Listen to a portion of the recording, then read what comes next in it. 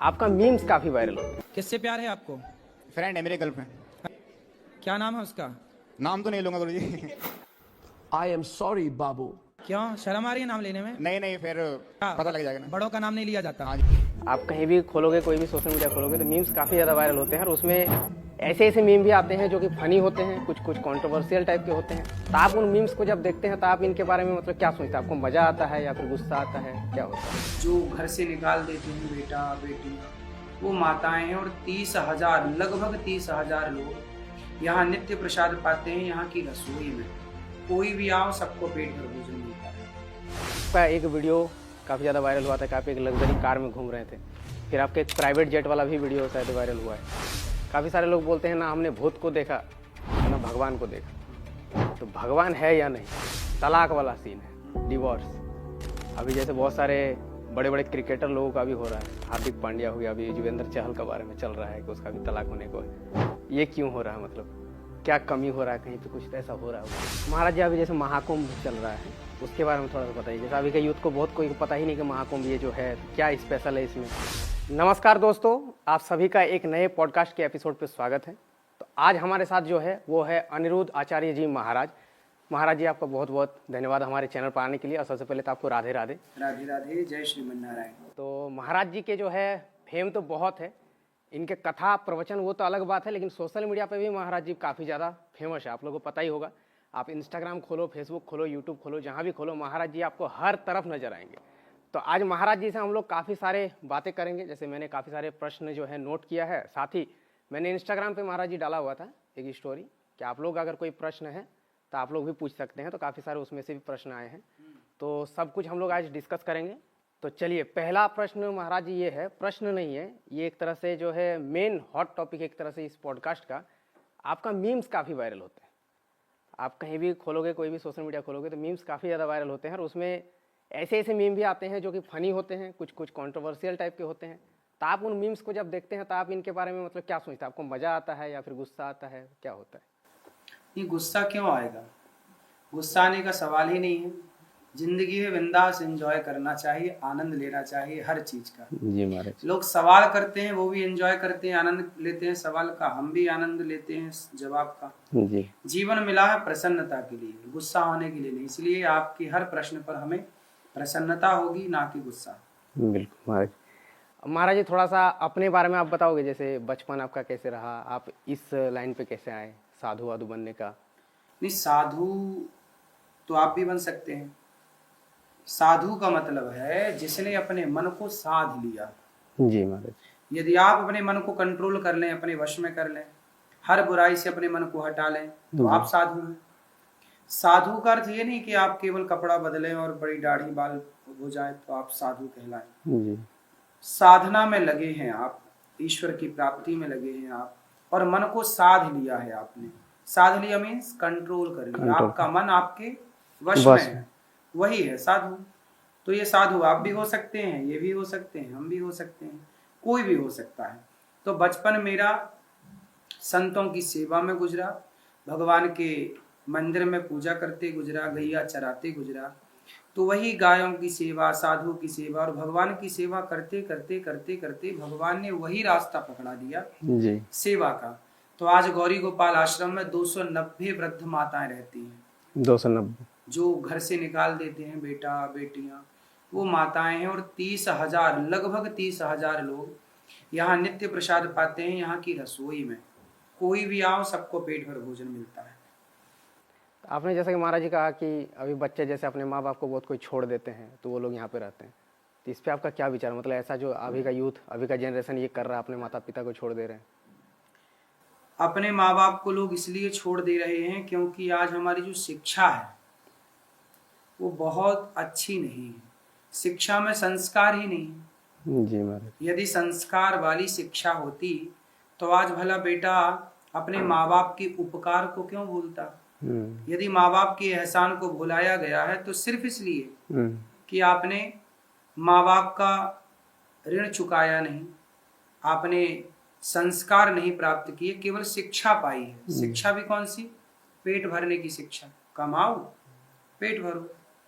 तो आज की शिक्षा से संस्कार हट गया है, इसलिए परेशानियां। ये तो सच बात भी है। जैसे अभी के टाइम पे महाराज जी यूथ भी ऐसे हैं जो कि माँ बाप के बातों को मुझे ऐसा लगता है कि नहीं मानते हैं। अभी के टाइम पे आप जैसे कम उम्र के भी बच्चों को देखेंगे तो गाली गलौज कर रहा है, तो अच्छा संगति नहीं है, ये सब का फर्क कहीं ना कहीं पड़ता है। संगति बहुत मायने रखती है।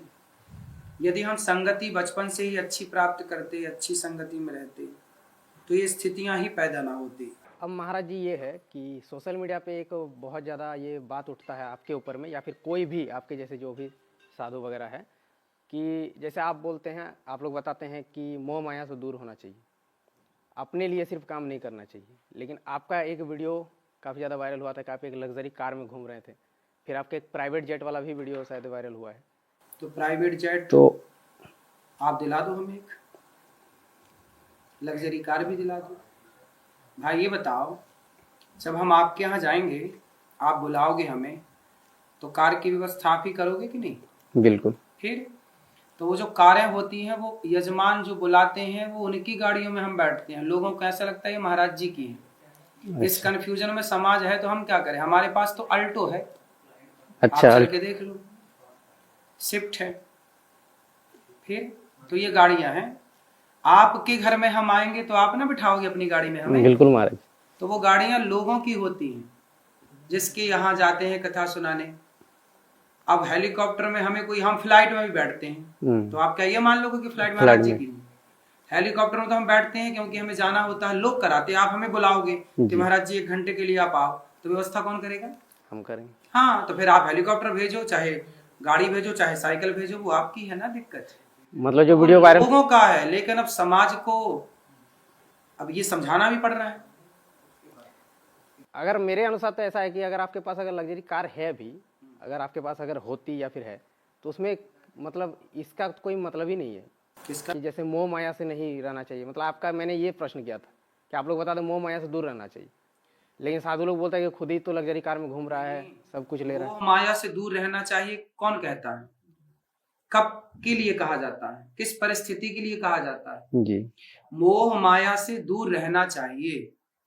क्या है मोह माया? बताइए, कौन सी मोह माया, कब के लिए ये बात कही गई है? इसको समझने के लिए अक्कल चाहिए। जी महाराज। और आज अक्कल तो है ही नहीं कुछ लोगों के पास। ऐसा है कि मोह माया क्या है? देखो, मोह कहते हैं जरूरत से ज्यादा अटैचमेंट, है ना? जरूरत से ज्यादा, ये मेरा बेटा पोता, मेरा बेटा पोता, ये जरूरत से ज्यादा अटैचमेंट को ही मोह कहते हैं। और माया क्या है? माया किसे कहते हैं? आप बताओ, माया किसे कहते हैं? नहीं है नॉलेज मुझे तो। नहीं है। माया कहते हैं जो है नहीं पर दिखाई दे। आप बताओ वो क्या है जो है नहीं पर दिखती है? क्या है बताओ? जो है नहीं पर दिखती है। पर दिखती है, क्या है वो? है नहीं बट दिखाई पड़ती। नहीं पता। जैसे शाम के समय आपको अंधेरा जब हल्का हल्का होता है, तो रस्सी में सांप नजर आता है। रस्सी में क्या दिखता है? सांप नजर आता है। रस्सी में सांप दिखता है। तो रस्सी में क्या दिखा? सांप। सांप। तो क्या वहां सांप है? नहीं है नहीं, पर दिखाई पड़ता है। क्या दिखा आपको? सांप। सांप। पर है क्या? रस्सी। है नहीं सांप, पर दिखाई पड़ रहा है सांप। यही माया है, जो है नहीं पर दिखाई पड़े। जैसे आपका हाथ कहाँ है? आपकी आंख कहाँ है? आपका कान कहाँ है? तो आप बताओ, ये आंख आपकी है? जी है। कान आपके हैं? जी। यदि आंख आपकी है तो आपको कम दिखाई पड़ने लगा, आपने रोका क्यों नहीं? कान आपके हैं तो बहरे हो गए लोग, तो लोगों के कान थे तो रोक लेना था ना कि भाई मेरा कान बहरा क्यों हो रहा है? इसका मतलब ये हुआ कि ये कान जो आप कह रहे हैं मेरा है, ये आपका नहीं। यदि आपका होता तो आंख में दिखना कम कैसे हो गया? कान में सुनना कम कैसे हो गया? फिर बुढ़ापा क्यों आता है लोगों का? अब कौन चाहता कि मैं बूढ़ा हो जाऊं? सब चाहता है कि जवानी रहे, फिर भी बूढ़ा होता है। क्या है ये? यही है माया। है नहीं, शरीर आपका है नहीं, आंख आपकी है नहीं, पर आप मानते हो मेरी। यही माया है। जी महाराज। ठीक है। तो माया का मतलब, माया छोड़ो मतलब संसार का अटैचमेंट छोड़ो। मोह छोड़ो, कृष्ण अपने हैं ये जानो, जी। है ना। माया मतलब केवल पैसा नहीं होती, आप लोग मतलब माया में पैसा मान पैसा, लग्जरी लाइफ, गाड़ी है ना? घोड़ा घर। पैसा का मतलब ये होता है कि पैसा एक जरूरत है। कहते हैं ना मोह माया छोड़ो, मोह मतलब अब हम लोग किससे अटैचमेंट है बताइए। काम करते हैं, 290 माताएं हैं, सभी के पांव दबाते हैं, हजारों लोग नित्य रसोई में प्रसाद पाते हैं, सब सेवाएं नित्य होती हैं। मोह किससे हुआ बताइए। बिल्कुल। और माया क्या है, कहाँ माया में उलझे हैं बताइए। आपके पास यदि पैसा आता है तो आप अपने लिए घर बनाते हैं, आप अपने लिए गाड़ी खरीदते हैं, पर हमारे पास पैसा आता है तो हम 290 माताओं की सेवा करते हैं। हमें किसने कहा कि सेवा करो इतनी माओ की?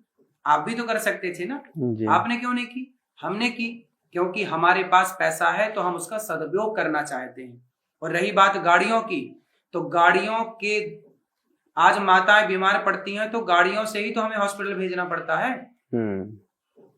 भाई अटैक आया किसी माँ को तो साइकिल में ले जाएंगे, तब तक तो मर जाएंगी जी। गाड़ी चाहिए, तो लग्जरी गाड़ी चाहिए ना ताकि जल्दी पहुंचाए। फिर अब बताओ, गाड़ी लेना जरूरत के लिए सब लोग, पर माया से आप बता रहे हैं कि माया छोड़ो, खुद माया में उलझे हैं। ये आप लोग माया का अर्थ ही नहीं जानते, मोह का मतलब ही नहीं जानते। बस एक कुत्ते ने भौंका, सब भौंकना स्टार्ट कर दिए, ऐसी स्थिति। सोशल मीडिया का ऐसा ही चलता है। अब महाराज एक बहुत ही मेन टॉपिक, काफ़ी सारे लोग बोलते हैं ना हमने भूत को देखा ना भगवान को देखा, तो भगवान है या नहीं?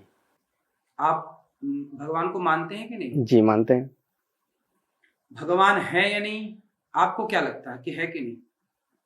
मुझे तो लगता है, लेकिन काफी लोगों का प्रश्न है ये। तो काफी लोगों के ठेकेदार क्यों बनना? भाई मूर्ख लोग हैं। भगवान ना होते तो ये बताओ, आपने जो कपड़ा पहना है ये अपने से बन गया कि किसी ने बनाया है? बनाया है। ये चश्मा जो आपने पहना है ये अपने से बन गया, किसी ने बनाया है? बनाया। जब तक बिना बनाए चश्मा नहीं बन सकता, बिना बनाए कपड़े नहीं बन सकते, तो बिना बनाए किसी के संसार कैसे बन जाता? बिना बनाए आप खुद कैसे बन जाते? बिना बनाए आपके पिताजी कैसे बन जाते? जब कपड़ा नहीं बन रहा है बिना बनाए, चश्मा नहीं बन रहा है बिना बनाए, तो ये संसार यदि बना है तो कोई तो है ना बनाने वाला। आप बने हैं तो कोई तो है ना बनाने वाला। वो कोई कौन है? वही तो एनर्जी है, वही तो ईश्वर है, वही तो परमात्मा है। साइंस उसे एनर्जी कहता है, हम उसे ईश्वर कहते हैं, परमात्मा कहते हैं। सबकी भाषाएं अलग अलग है। कौन है इस धरती पे जो ईश्वर को नहीं मानता? जो लोग कहते हैं ना कि मैं भगवान को नहीं मानता, वो मानते हैं, बस बताना नहीं चाहते कि मानते हैं। ईश्वर को माने बिना कोई रह सकता है? मुसलमान ईश्वर को नहीं मानता क्या? मानता है। मानता, वो अपने अल्लाह को मान रहा है। क्या ईसाई ईश्वर को नहीं मान रहा? मान रहा, वो अपने यीशु को मान रहा है। क्या बौद्ध नहीं मान रहे हैं? बिल्कुल बुद्ध को मान रहे हैं। क्या हिंदू नहीं मान रहा? बिल्कुल रामकृष्ण को मान रहे हैं। इस धरती पे कौन है बताइए जो ईश्वर को ना मानता? हाँ, सबके तौर तरीके अलग अलग, रास्ते अलग अलग है, पर मान सब एक को रहे हैं। उस एक ईश्वर की सत्ता को सब स्वीकार कर रहे हैं। जो नहीं स्वीकार करते वो मूर्ख हैं। अब उन मूर्खों की चर्चा अपन क्यों करें? वैसे भी जब इंसान महाराज जी जब विपत्ति में पड़ता है तो वो तो भगवान का ही नाम लेता है, क्योंकि उसको फिर और कुछ नजर नहीं आता। जब विपत्ति में पड़ता तभी नाम लेता है, इसलिए विपत्ति भी आती है जी। यदि सुख में दुख में सुमिरन सब करे, सुख में करे ना कोई, और जो सुख में सुमिरन करे सो दुख काहे को होए। सुख में कर लेता तो दुख आती ही नहीं। चलिए, बहुत ही अच्छा था ये आंसर, जो है काफी अच्छा था कि भगवान है या नहीं। ये प्रश्न मतलब बहुत लोग पूछते हैं कि हम कैसे माने कि भगवान है या नहीं। उनसे बोलना कि भाई ये संसार चल रहा है तो कौन है इसके पीछे? चलाने वाला कोई तो होगा, कोई तो है। आपकी आंख सही जगह पर लगी, क्यों लगी? यहाँ लग जाती माथे, यहाँ लग जाती। कोई लगाने वाला था सही जगह, तब ना सही जगह लगी। इसलिए कोई है। आपका दिल धड़कता है, किसकी एनर्जी से धड़क रहा है? कहते हैं दिल धड़कता है तो शरीर काम करता है। तो दिल धड़कता है तो शरीर की एक्टिविटी होती है। तो दिल किससे धड़कता है? क्या एनर्जी है वो? बिल्कुल, किस एनर्जी? भाई दिल की एनर्जी से शरीर संचालित होता है, तो दिल किस एनर्जी से धड़कता है? कोई तो होगा, कोई तो है जो उसको भी एनर्जी दिए पड़ा है। उसी को कहते हैं आत्मा, जो परमात्मा सबके भीतर आत्म तत्व के रूप में घुसा हुआ है।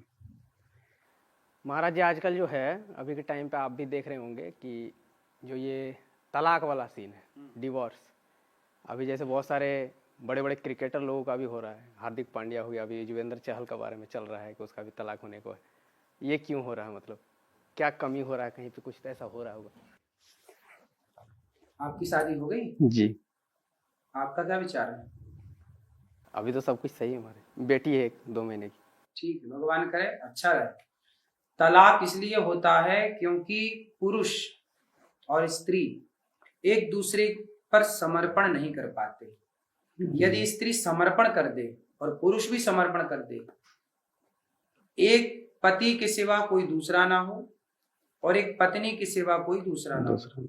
यदि समर्पण एक में है कि एक पत्नी है मेरी बस, दूसरा कोई नहीं, एक पति है मेरा दूसरा कोई नहीं, यदि समर्पण है रिश्तों में, तो समर्पण रिश्ते में यदि है और फिर आपके घर में यदि पैसे कम है तो चल जाएगा, आपका घर नहीं है किराए से है चल जाएगा, आपके पास अच्छे कपड़े नहीं है पहनने को चल जाएगा, भरपेट रोटी नहीं है खाने को चल जाएगा। लेकिन स्त्री कभी ये नहीं चाहती कि मेरा पति किसी और के संग रहे। वो गुजारा कर लेगी कम कपड़ों में, वो गुजारा कर लेगी कम खाने पीने में, वो गुजारा कर लेगी किराए के घर में, लेकिन वो सोने की लंका आप दे दो पत्नी को, पर आप अपनी पत्नी के अतिरिक्त भी पराई स्त्री के चक्कर में है, तो फिर पत्नी, बिल गेट्स की पत्नी ने भी तो तलाक दे दिया बिल गेट्स को 27 वर्षों के बाद।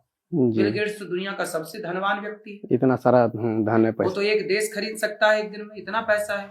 लेकिन उसकी पत्नी ने यदि पैसे से प्यार होता तो पैसा तो बिल गेट्स के पास खूब था जी।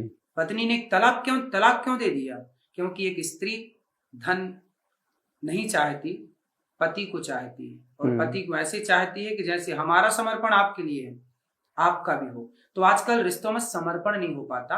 पहले ही लिव इन में रह करके, पहले ही यहाँ वहां 17 जगह मुंह मार के व्यक्ति अपना चरित्र बिगाड़ लेता है, और जब चरित्र बिगाड़ करके जब वो शादी करता है तो फिर वो जिसका चरित्र ऑलरेडी पहले बिगड़ चुका है, वो फिर एक में कैसे रहे, चाहे वो स्त्री हो या पुरुष।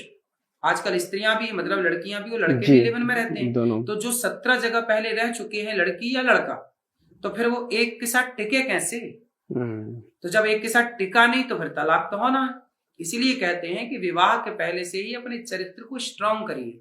यदि चरित्र मजबूत है तो दिक्कत ही नहीं है कुछ। जी महाराज, हैबिट ही खराब है लोगों का। बिल्कुल जी महाराज जी, जैसे अभी के टाइम पे काफी सारे लोग जैसे होते हैं कि मांस मदिरा का सेवन करते हैं, तो नॉनवेज के बारे में आप थोड़ा सा बताओ। जैसे कि जीव हत्या करके अगर जो कोई खा रहा है तो इसमें थोड़ा सा बताओ, जैसे लोगों को जो खा रहे हैं वो कम से कम छोड़ दे। ऐसा है ना कि जीव हत्या हम अपने स्वाद के लिए क्यों करें? ईश्वर ने हमें डिजाइन किया ही नहीं मांस खाने के लिए जी। यदि मांस खाने के लिए डिजाइन किया होता तो आपने ध्यान से देखा होगा, शेर का बच्चा ना जन्म से मांस खाता है, लेकिन हमारा और आपका बच्चा जन्म से दूध पीता है जी। और जब बच्चा 6 महीने का होता है तो जब उसका दूध छूटता है माँ का, तो बच्चा क्या खाता है? छोटे बच्चे को 6 महीने के, 7 महीने के, 10 महीने के बच्चे को क्या खिलाया जाता है? वही नॉर्मल खाना, जैसे खिचड़ी खिलाई, खिचड़ी, हाँ, हल्का दलिया खिलाया जाता है। रोटी को ऐसे दबा कर मींच करके जी, रोटी के कुछ कण डाले जाते हैं। उस 7 महीने 10 महीने के बच्चे को कोई मांस नहीं खिलाता। यदि मांसाहारी ईश्वर ने डिजाइन किया है आपको, तो फिर बच्चे को क्यों नहीं मांस खिलाया? क्यों से अनाज खिलाया गया? क्यों से खीर खिलाई गई? क्यों से दलिया खिलाया गया? छोटा बच्चा मांस खा लेगा तो पचा ही नहीं पाएगा, जबकि शावक शेर का बच्चा बचपन से मांस खाता, लेकिन आपका बच्चा बचपन से नहीं खाता, बाद में सीखता है जब वो बड़ा हो जाता है, जब फिर आप खिलाते हैं जी। तो आपने खिलाना सिखाया है। प्रकृति ने आपको डिजाइन इस तरह से नहीं किया कि आप मांसाहारी हो। जैसे गाय शुद्ध जन्मजात शाकाहारी है। हाथी, लोग कहते हैं कि ताकत होती है मांस में, अरे ताकत तो हाथी के पास में है और वो हाथी शाकाहारी है ना। तो एनर्जी तो घोड़े के पास होती है, वो शाकाहारी है। ये मांस खाना ये जानवरों का काम था, वो भी कुछ जानवरों का। कुछ जानवर तो शाकाहारी भी है, कुछ जानवरों का काम था। कुत्ते का काम है, बिल्ली का काम है, शेर चीते का काम है मांस खाना। तो सवाल मेरा उनसे है जो मांस खाते हैं कि क्या आप जानवर हो? या मांस खाते हो तो अपने घर के द्वार पे नेम प्लेट पे लगवाओ कि ये जानवर का घर है, फलाने जानवर नाम बताओ जी कि ये फलाने जानवर का घर है, ये फलाने जानवर का। जब आप जानवर अपने को नहीं कहना चाहते तो फिर जानवरों का आहार क्यों खाते हो? जी आपके लिए तो प्रकृति ने बढ़िया मसाले बनाए हैं, आपके लिए प्रकृति ने फल बनाया है, जी केला खाओ भाई। कुछ लोग कहते हैं कि अनाज में भी तो ये है और वो है, तो भाई एप्पल है, एप्पल तो पेड़ से गिर ही जाता है ना पकने के बाद, जी तो वो आपके लिए तो है, खाओ ना उसको। किसान की गेहूं जब पक जाती, पौधा सूख जाता, तब ना वो फसल कट के किसान के घर पे आती, फिर वो गेहूं को ही हम लोग धुल करके पीस करके फिर रोटियां बनती हैं। जी तो पका हुआ ना फल है, तो वो प्रकृति, यदि तुम ना खाते तो भी वो झड़ जाता।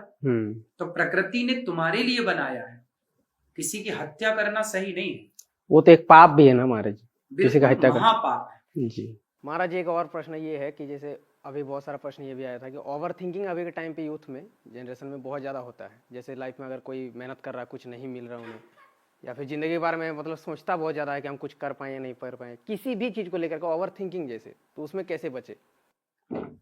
ओवर थिंकिंग के कारण ही लोग क्या है, एक काम करते नहीं है, पूरा होता नहीं है और दूसरा काम डाल लेते हैं जी कि मैं ये भी कर लूंगा, मैं ये भी कर लूंगा। सफल व्यक्ति वो होता है जो पहले एक काम को पूरा कर ले, पूरा फोकस के साथ। जब पूरा 100% आपकी एनर्जी एक काम में लगेगी तो वो काम जल्दी भी होगा और वो काम आपको फल भी देगा, जी रिटर्न देगा। जब वो सफल हो जाए तो उसके अनुभव से आप दूसरा काम भी डाल सकते हैं, जब दूसरा सफल हो जाए तो तीसरा। आप एक आदमी यदि 2 नाव में चढ़ जाए तो डूब जाएगा, इसलिए ओवर थिंकिंग ना हो। उसके लिए क्या करना चाहिए, एक साधे सब सधे, सब साधे सब जाए, एक एक काम करते चलिए। और ज्यादा ओवर कॉन्फिडेंस भी आपको नुकसान दिलाता है। कॉन्फिडेंस होना चाहिए, आत्मबल होना चाहिए, लेकिन आप जरूरत से ज्यादा जब ओवर कॉन्फिडेंस रखते हैं तो फिर आप गिरते हैं। इसके लिए चाहिए कि आप देखा देखी में ना पड़े। जी आजकल लोग देखा देखी में कि वो ये कर रहा है मैं भी कर सकता हूँ, कर तो आप सब कुछ सकते हैं, लेकिन एक सीढ़ी में पांव जमा लीजिए तो दूसरी सीढ़ी के लिए पांव उठाएंगे तो दूसरी सीढ़ी तक पहुंचेंगे। पहली सीढ़ी में पांव जमा ही नहीं और आपने पांव उठा दिया तो गिर जाएंगे ना। इसलिए पहले जमिए एक जगह, एक जगह यदि आप जम गए तो 4 द्वार आपके लिए अपने आप खुल जाते हैं। एक जगह जमे ही नहीं और आप 4 द्वारों की तरफ भागेंगे तो हाथ पांव टूटेंगे, गिरेंगे केवल। बिल्कुल महाराज, हमारा जो YouTube चैनल है जिसपे ये वीडियो जाएगा, तो मेरा जो हमारा जो कंटेंट रहता है वो मैं लोगों को सिखाता हूँ सोशल मीडिया के बारे में, जैसे YouTube पे चैनल कैसे बनाते हैं, उससे हम कमाई कैसे कर सकते हैं, मेरा मेन वही टॉपिक है। तो इसमें एक सवाल आया था कि सोशल मीडिया के बारे में जैसे आप क्या सोचते हैं, और आप भी सोशल मीडिया काफ़ी ज़्यादा फेमस है, आपका भी यूट्यूब चैनल मैंने देखा था, तो आप कैसे आए या फिर आपका क्या सोच है इसको सोशल मीडिया को लेकर के? देखिए, सोशल मीडिया बहुत अच्छा है। आज घर बैठे सोशल मीडिया ने काम दे रखा है सबको। जी लाखों रुपए लोग कमा रहे हैं सोशल मीडिया से। आपके पास यदि देखो, वही है ना, कुछ लोग अपनी एनर्जी गलत जगह वेस्ट कर रहे हैं, कुछ लोग सही जगह लगा रहे हैं, तो वो उसी एनर्जी से पैसे कमा रहे हैं। लोग मोबाइल चला रहे हैं लेकिन कुछ लोग उसी मोबाइल से पैसे कमा रहे हैं। तो ये तो समझ है कि आप पैसे कमाएं, और यदि आपको पैसे कमाने के लिए यूट्यूब ने प्लेटफॉर्म दे रखा है और अन्य लोगों ने आपको दे रखा है स्थान, तो आप उसका लाभ लीजिए और पैसे कमाइए। अच्छी चीजें उस पर, अच्छे चीजों को आगे बढ़ाइए, अच्छे से आगे बढ़िए, निश्चित आप अपने लक्ष्य को पाएंगे। पैसे कमाना बिल्कुल बुरा नहीं है किसी के लिए भी, बस पैसे का सदुपयोग हो। ये ना हो कि आज पैसे कमा लिए तो आप जमीन पर चलो ही मत उड़ने लग जाओ। आजकल लोग पैसे कमा लेते हैं, थोड़ा सा पैसा आया, अभिमान आया, फिर धड़ाम से नीचे गिर जाते हैं, ना घर के रह जाते हैं ना घाट के। आज सच्ची बताएं, लोगों को पैसा पचता नहीं है जल्दी से, है ना। ज्यादा पैसा आए तो लोग पैसा आ जाता है तो लोग अभिमानी हो जाते हैं, एटीट्यूड इतना आ जाता है कि पूछो मत, अकड़ इतनी आ जाती है पूछो मत, सीधे मुंह बात नहीं करते, सुरा सुंदरी की तरफ भाग जाते हैं। ज्यादा पैसा आया और क्लबों में जाके उड़ा रहे हैं, लड़कियों के संग झूम रहे हैं, नाच रहे हैं, नाश हो जाता है। शराब पियेंगे, खत्म। पैसे आए हैं तो उसको बनाओ, अपने नाम को आगे बढ़ाओ, समाज की सेवा में वो पैसा लगाओ, अच्छे कामों में लगाओ, अपने बिजनेस के बारे में सोचो, अपने को आगे बढ़ाओ। आपके द्वारा 10 लोगों का चूल्हा जलेगा, रोजगार मिलेगा, उसके लिए थोड़ा विचार करो। जी। अब महाराज जी कुछ क्वेश्चंस जो है ना, ये ऑडियंस का है, एक एक करके मैं छोटा छोटा प्रश्न था कुछ कुछ। एक जैसे प्रश्न है सानू गुप्ता की तरफ से, ये बोल रहे कि हमें भगवान ने यहाँ क्यों भेजा है, लाइफ का पर्पस क्या है जीवन का। लाइफ का पर्पस है समाज की सेवा, हम एक दूसरे के काम आए, हम एक दूसरे की हेल्प करें। कोई भूखा है उसे रोटी खिलाएं, कोई प्यासा है पानी पिलाएं, कपड़े नहीं है तो कपड़े दें, हम किसी के काम आए। ईश्वर ने इसलिए भेजा है कि जाओ, जैसे भगवान ने मुझे भेजा इस धरती पर, अनिरुद्धाचार्य जाओ और जो बच्चे अपनी माँ को घर से निकाल देते हैं उन माओ के बेटा बनकर तुम सेवा करना। तो मेरे को ईश्वर ने क्यों भेजा? बेसहारा माओ की सेवा करने। वृंदावन में कोई भी आए सबको भोजन मिलेगा, गौरी गोपाल में सबको भोजन मिलता है। तो ईश्वर ने मुझे भेजा है जिस उद्देश्य के लिए मैं वो कार्य कर रहा हूँ। तो आपके भी आने का कोई उद्देश्य होगा कि आपके माँ बाप को आपके सहारे की जरूरत थी, आपके परिवार को आपके सहारे की जरूरत थी, तो ईश्वर ने आपको भेज दिया। ऐसे इस बहन को भी ईश्वर ने किसी कारण से भेजा होगा कि इससे कोई कार्य कराना होगा, सेवा करानी होगी माँ बाप की, पति की, आपके द्वारा अच्छे बच्चे पैदा करने होंगे जो समाज की सेवा करे। कोई तो उद्देश्य होगा ही ना विधाता का। बस वो उद्देश्य जल्दी दिखता नहीं है बट होता तो है। इसलिए धैर्य रखिए, आप ये सोचिए कि ईश्वर ने हमें किसी अच्छे कार्य के लिए भेजा और वो अच्छे काम में लगे। जी महाराज। आपका एक जो है प्रभ नाम का कोई है, उन्होंने बोला है कि आपने जो बिस्कुट के बारे में कुछ कहा था, बिस्कुट में विष होता है, ये मीम बहुत वायरल हुआ था, थोड़ा सा उसके बारे में आप बताएं। बिस्कुट में विष कैसे होता है? मतलब बिस्कुट में आप बताइए अमृत होता है? नहीं है? बिस्कुट में क्या होता है? मैदा होता है, मैदा, चीनी, चीनी, पाम ऑयल होता है। तीनों जहर है।